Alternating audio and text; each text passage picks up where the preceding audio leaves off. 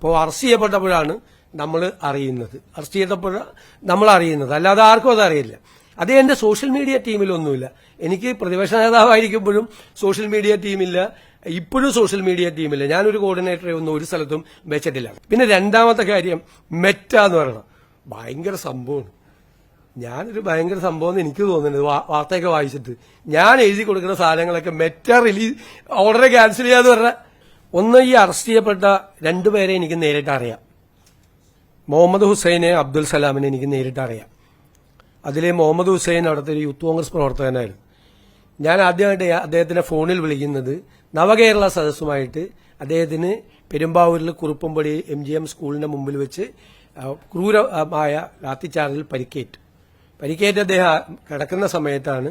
ഞാനന്ന് പരിക്കേറ്റ ആ നവകേരള സദസ്സ് നടക്കുമ്പോൾ എല്ലാ സ്ഥലത്തും ലാത്തിച്ചാർജും ആണ്. അപ്പൊ ഇദ്ദേഹത്തെ ഫോണിൽ വിളിച്ചു. അങ്ങനെയാണ് ആദ്യമായിട്ട് ഫോണിൽ വിളിക്കുന്നത്. ഫോണിൽ വിളിച്ച് ആശ്വസിപ്പിച്ചു. എല്ലാവരും ആശ്വസിപ്പിക്കുമല്ലോ. ഫോണിൽ വിളിച്ച് തല്ലുകൊണ്ട ആളുകളൊക്കെ ഇയാൾക്ക് നല്ല പരിക്കേറ്റിരുന്നു, ആശ്വസിപ്പിച്ചു. അപ്പൊ ഞാൻ ആശ്വസിപ്പിച്ച കൂട്ടത്തിൽ എപ്പോഴെങ്കിലും ഞാനൊന്ന് വീട്ടിൽ വരാം എന്ന് പറഞ്ഞു. സാധാരണ പറയാറുണ്ട്, പറ്റാവുന്ന സ്ഥലത്ത് പോവാറുണ്ട്. അത് കഴിഞ്ഞിട്ട് കുറെ നാളുകൾക്ക് ശേഷം ഇയാൾക്ക് തിരുമലെല്ലാം കഴിഞ്ഞ് ചികിത്സ കഴിഞ്ഞ് വീട്ടിലിരിക്കുകയാണെന്ന് പറഞ്ഞു.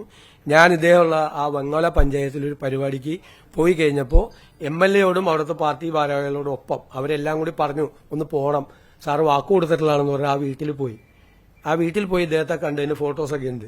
അതിനുശേഷം ഇയാൾ എന്നെ 3 or 4 പ്രാവശ്യം പല സ്ഥലത്ത് വെച്ച് കാണാൻ വന്നിട്ടുണ്ട്. അപ്പോഴെല്ലാം നമ്മളൊരു പോലീസ് മർദ്ദനത്തിൽ പരിക്കേറ്റ ഒരാളെന്നുള്ള നിലയിലുള്ള ഒരു താല്പര്യം കാണിച്ചിട്ടുണ്ട് അയാളോട്. അങ്ങനെയല്ലേ, അടികൊണ്ട് വന്ന പിള്ളേര് വരുമ്പോൾ നമ്മളൊന്ന് ചേർത്ത് നിർത്തും, തീർച്ചയായിട്ടും അത് നിർത്തിയിട്ടുണ്ട്.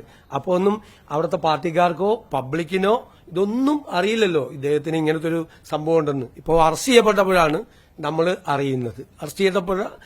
അറിയുന്നത്. അല്ലാതെ ആർക്കും അത് അറിയില്ല. അത് എന്റെ സോഷ്യൽ മീഡിയ ടീമിലൊന്നുമില്ല. എനിക്ക് പ്രതിപക്ഷ നേതാവായിരിക്കുമ്പോഴും സോഷ്യൽ മീഡിയ ടീമില്ല, ഇപ്പോഴും സോഷ്യൽ മീഡിയ ടീമില്ല. ഞാനൊരു കോർഡിനേറ്ററെ ഒന്നും ഒരു സ്ഥലത്തും വെച്ചിട്ടില്ല. ഓരോരുത്തർ ഓരോ ഇതിന്റെ അംഗമായിട്ട് ചേരുന്നതിന് ഇപ്പം നമുക്ക് എന്ത് ചെയ്യാൻ പറ്റും. പിന്നെ രണ്ടാമത്തെ കാര്യം, മെറ്റ എന്ന് പറയണം, ഭയങ്കര സംഭവമാണ്. ഞാനൊരു ഭയങ്കര സംഭവം എന്ന് എനിക്ക് തോന്നുന്നത് വാർത്തയൊക്കെ വായിച്ചിട്ട്. ഞാൻ എഴുതി കൊടുക്കുന്ന സാധനങ്ങളൊക്കെ മെറ്റ റിലീസ് ഓർഡർ ക്യാൻസൽ ചെയ്യാന്ന് പറഞ്ഞ. ഞാൻ ആകെ മെറ്റയ്ക്ക് കൊടുത്തിരിക്കുന്നത്, നമ്മൾ ഇത് വന്ന ഉടനെ തന്നെ CMO കേരളം എന്ന ഔദ്യോഗിക ഇൻസ്റ്റാഗ്രാം പേജിൽ ലഭ്യമാക്കി തന്നെ, നേരത്തെ ഉണ്ടായിരുന്നത് ലഭ്യമാക്കി തന്നെ എന്ന് പറഞ്ഞിട്ട് റിക്വസ്റ്റ് കൊടുത്തിട്ടുണ്ട് എന്റെ ഓഫീസിൽ നിന്ന്. 2 മാസമായിട്ട് ഇത് ശരിയാക്കി തന്നിട്ടില്ല ഇതുവരെ.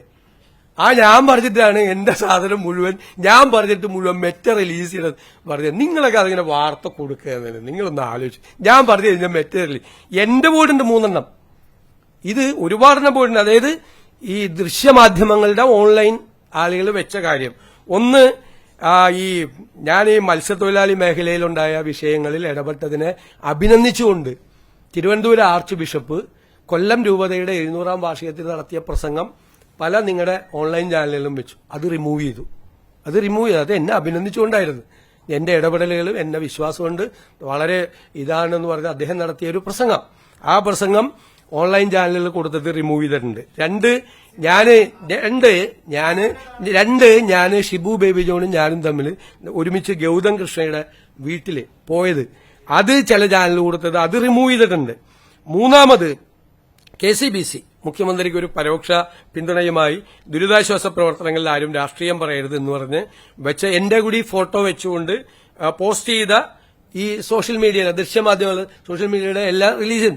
ഇപ്പോ തെലങ്കാന മുഖ്യമന്ത്രിയുടെ ഇത് ചെയ്തിട്ടുണ്ട്, ആസാം മുഖ്യമന്ത്രി, ഞങ്ങളുടെ ഹിമാചൽ മുഖ്യമന്ത്രിയുടെ ചെയ്തിട്ടുണ്ട്. അതെന്താണ് മെറ്റ ചെയ്യുന്നതെന്ന് അറിയില്ല.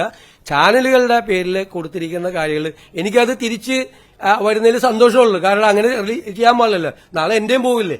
അല്ലാതെ ഞാനോ എന്റെ ഓഫീസോ പറഞ്ഞിട്ട് മെറ്റ നിങ്ങളൊക്കെ കൊടുക്കുന്ന ഓൺലൈൻ ചാനലിൽ കൊടുക്കുന്ന സാധനം റിമൂവ് ചെയ്യോ? ആ സ്വാധീനം എനിക്ക് മെറ്റയിലുണ്ടോ? ഞാൻ പറഞ്ഞാൽ അങ്ങനെ ചെയ്യോ? മെറ്റ ചെയ്യോ? ചെയ്താൽ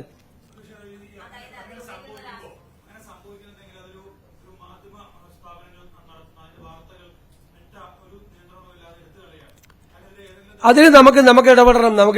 നിങ്ങളും ഇടപെടണം. നിങ്ങൾ അതിന്റെ അകത്ത് പരാതികൾ കൊടുക്കണം. അതിന്റെ കൂടെ സർക്കാർ നിൽക്കും. ഒരു സംശയം ആ കാര്യത്തിലില്ല. സർക്കാർ നിൽക്കും, ആ കൂടെ നിൽക്കും, സർക്കാർ കൂടി നിൽക്കും. ഒരു സംശയവും ആ കാര്യത്തിലില്ല.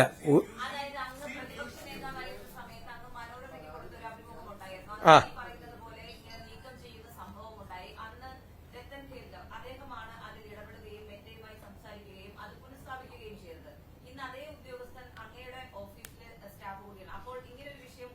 അല്ല, പ്രതിപക്ഷ നേതാവായിരുന്ന ഞാൻ മനോരമ ന്യൂസിലെ കൊടുത്ത ഒരു പോസ്റ്റ് പോലീസിനെ ഉപയോഗിച്ചിട്ടാണ് അന്ന് റിമൂവ് ചെയ്തത്. പോലീസ് അല്ലല്ല, കേൾക്ക്, പോലീസിനെ ഉപയോഗിച്ചിട്ടാണ് അത് റിമൂവ് ചെയ്തത്.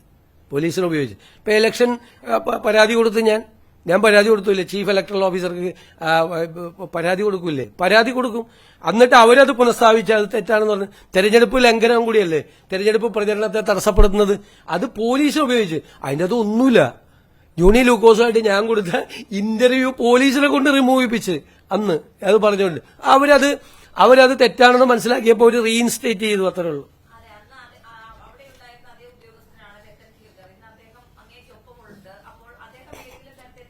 രത്തം കേൾക്കറൊന്നും മെറ്റയായിട്ടൊന്നും ഇപ്പോൾ അത് ഒരു സ്ഥലത്ത് സംസാരിച്ചിട്ടില്ല.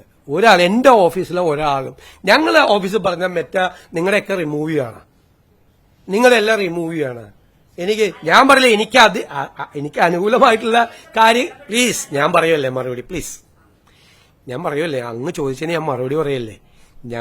എന്റെ അടക്കമുള്ള എല്ലാം റിമൂവ് ചെയ്യാണ്, മുഖ്യമന്ത്രിമാരുടെ പലരും. അത് എന്താണ് മെറ്റയുടെ എന്തെങ്കിലും പോളിസിയിൽ ഉണ്ടായിരിക്കുന്ന ചേഞ്ചാണോ എന്താണെന്ന് വ്യക്തമല്ല. അത് തിരിച്ചു വയ്ക്കാൻ വേണ്ടിയിട്ട് നിങ്ങളുടെ ചാനലുകളിൽ നിന്ന് ഓൺലൈൻ മീഡിയയിൽ നിന്ന് റിമൂവ് ചെയ്തിട്ടുണ്ടെങ്കിൽ തിരിച്ചു കൊണ്ടുവരാൻ വേണ്ടിയിട്ടുള്ള ശ്രമങ്ങൾ നിങ്ങൾ നടത്തണം. അതിന്റെ കൂടെ സർക്കാരുണ്ടാവും. സർക്കാർ വേണമെങ്കിൽ കത്തെഴുതാം. ഞാൻ വേണമെങ്കിൽ കത്തെഴുതാം മെറ്റയ്ക്ക്. കാരണം എന്നെ വിമർശിച്ച് കൊണ്ട് വരുന്ന പോസ്റ്റ് ഒന്നും റിമൂവ് ചെയ്യരുത് എന്ന് പറഞ്ഞുകൊണ്ട് ഞാൻ കത്തെഴുതാം. ഞാൻ റെഡിയാണ്.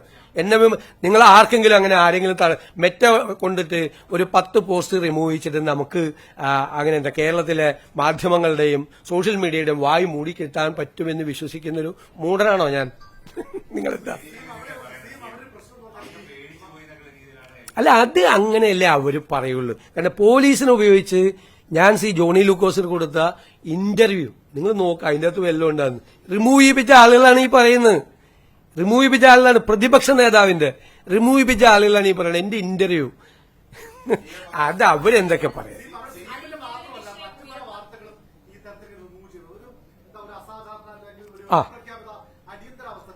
ഒരു അപ്രഖ്യാപിതമായ രീതിയിലാണ്. കാരണം മെറ്റയുടെ പോളിസി ചേഞ്ച്, മെറ്റ പ്രധാനമന്ത്രിയോട് മാപ്പ് പറയുന്നുള്ള വാർത്ത നമ്മൾ കണ്ടു.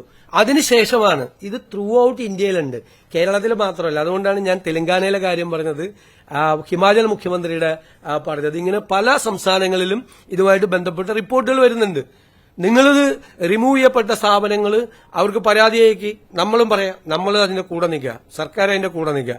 നിങ്ങളിപ്പോ എനിക്കെതിരെ ഇട്ടിരിക്കുന്ന സംഭവങ്ങൾ പോലും പുനഃസ്ഥാപിക്കണമെന്ന് ഞാൻ ആവശ്യപ്പെടാം. എനിക്കൊരു ബുദ്ധിമുട്ടുമില്ല.